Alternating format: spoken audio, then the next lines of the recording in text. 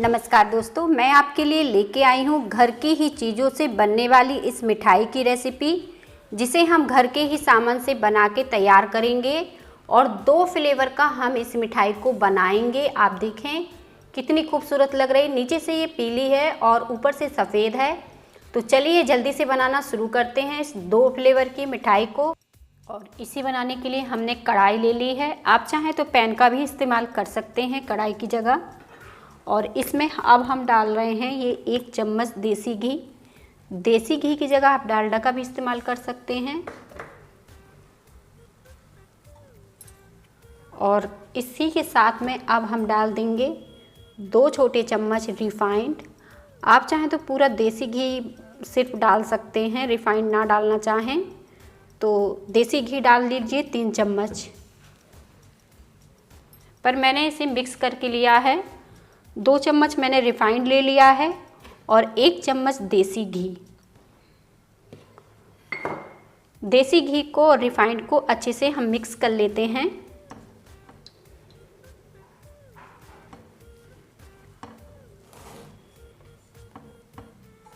और अब हम इसमें डालने वाले हैं ये बेसन। और आज हम 2 फ्लेवर की मिठाई बना के तैयार करेंगे, जिससे हमें 2 फ्लेवर आएंगे। तो यहाँ पे मैंने अभी आधे कप बेसन लिया है और इसे हम अच्छे से मिलाकर मिक्स कर लेंगे।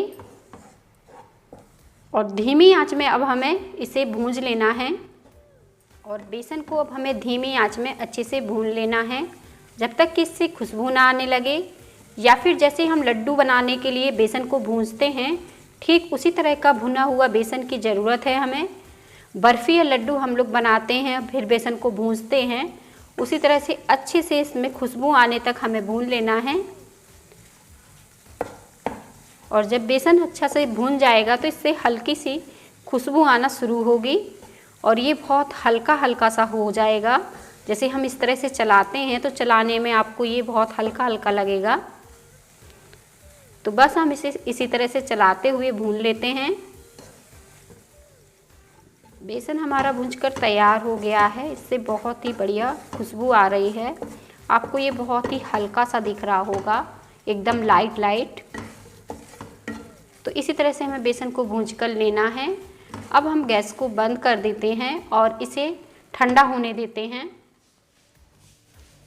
और बेसन को अब हमने ठंडा कर लिया है, बहुत ज़्यादा ठंडा नहीं किया है, हल्का सा ही गर्म है ये।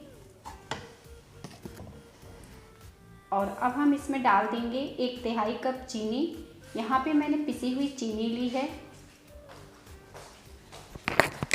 चीनी अपने हिसाब से आप थोड़ा सा कम ज़्यादा कर सकते हैं। और इन दोनों चीज़ों को हमें अच्छे से मिक्स कर लेना है।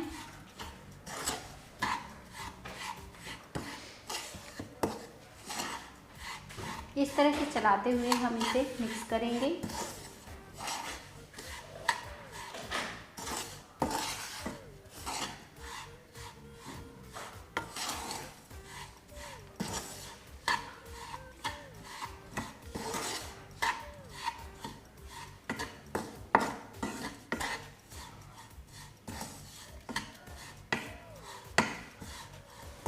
और चीनी अच्छे से मिक्स हो गई है। आप देखिए कितनी बढ़िया मिक्स हो गई है। इस तरीके से ये बन के तैयार हो गया है। अब हम इसे निकाल लेते हैं और इसे सेट करेंगे। और बंद गैस में ही हमने चीनी को मिलाया है। बर्फ़ी को सेट करने के लिए हमने यहाँ पे ट्रे का इस्तेमाल किया है। आप कोई भी घर की प्लेट या थाली का इस्तेमाल कर सकते हैं। और अब हम इसे डाल देंगे।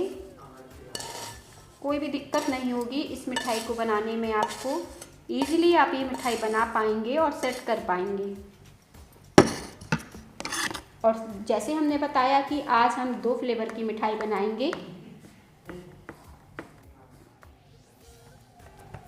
और इसी तरह से अब हम चिकना करेंगे। ईज़िली ये चिकनी हो जाएगी।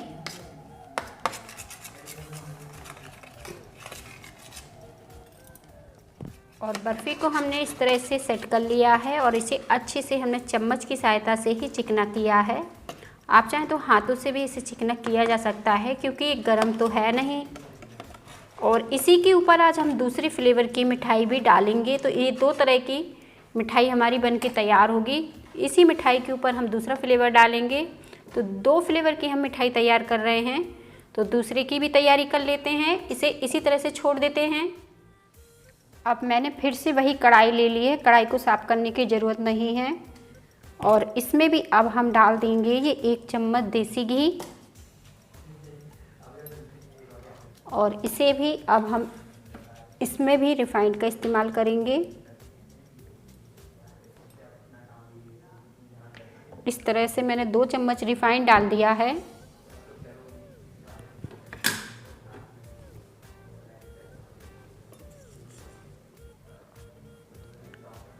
और 2 फ्लेवर के लिए मैंने पहले बेसन का इस्तेमाल किया था, और अब मैंने यहाँ पे मैदा का इस्तेमाल किया है। अब इसे डाल देते हैं, और मैदा को भी इसी तरह से अच्छे से भूंजकर तैयार कर लेते हैं।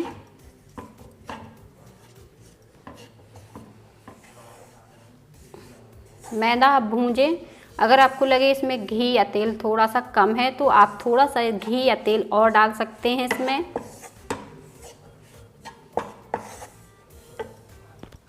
तो थोड़ा सा ये कम लग रहा है तो मैं 1 छोटे चम्मच और डाल देती हूँ।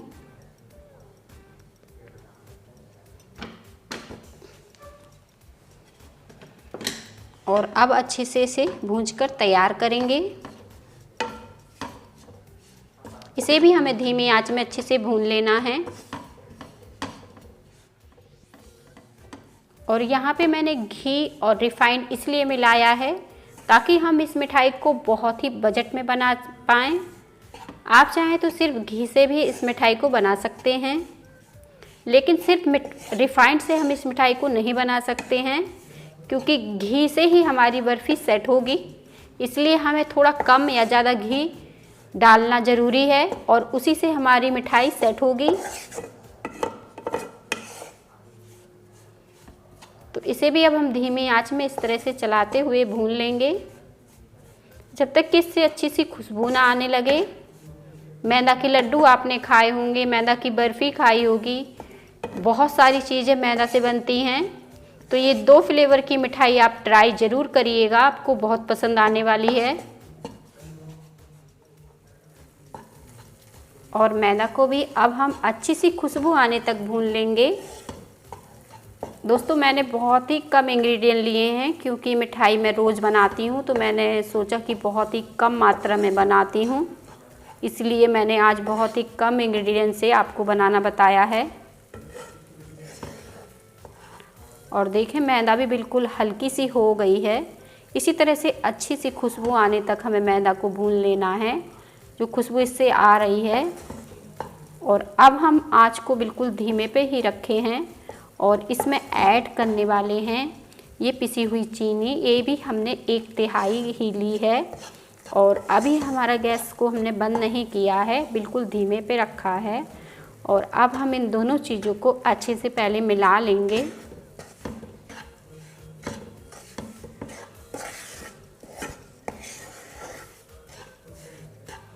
आप इसे बंद गैस पे भी मिला सकते हैं, या फिर मेरी तरह से गैस चालू पर भी मिला सकते हैं।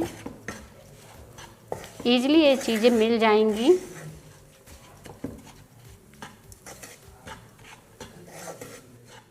और इस मिठाई को बनाने में आपको कोई भी परेशानी नहीं होने वाली, क्योंकि हमने चाशनी नहीं बनाई, कोई भी झंझट वाला काम नहीं किया है। सिर्फ पिसी चीनी से ही ये दोनों मिठाइयाँ हमने सेट की हैं। तो अब हम इसे भी निकाल लेते हैं और इसे भी सेट करते हैं उसी मिठाई के ऊपर। और जो बर्फ़ी हमने सेट करने के लिए रखी थी, इसी के ऊपर हम डाल देंगे। तो इसे हम धीरे धीरे चम्मच की सहायता से डालेंगे।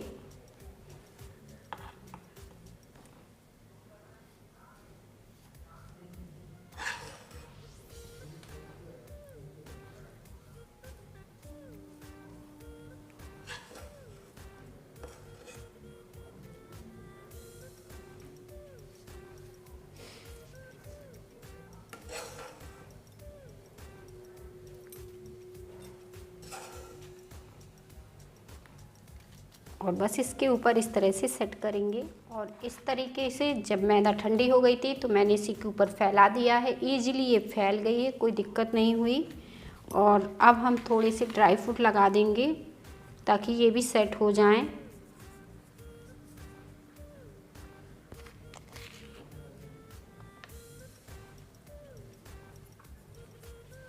हाथ से थोड़ा थोड़ा दबा देंगे।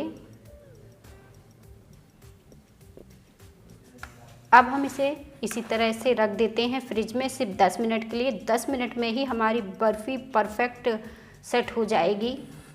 बहुत ही बढ़िया हमारी बर्फ़ी सेट हुई है। आप देखिए कितनी बढ़िया ये सेट हुई है। हम आपको इसे निकाल के भी दिखा देते हैं। कोई भी दिक्कत नहीं आएगी आपको इस मिठाई को बनाने में, क्योंकि हमने इसके लिए ना चाशनी बनाई है और ना ही कोई ऐसा इंग्रेडिएंट डाला है जो इजीली मिले ना। और 2 फ्लेवर की हमारी मिठाई यहाँ पे बन के तैयार हो गई है। इन्हें हम निकाल लेते हैं एक प्लेट में।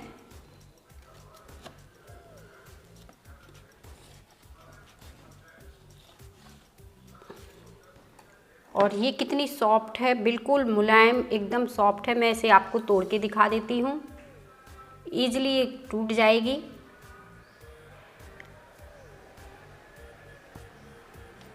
आज की रेसिपी आपको अच्छी लगे तो लाइक ज़रूर करिएगा और कमेंट में भी मुझे बताइएगा कि आज की रेसिपी आपको कैसी लगी।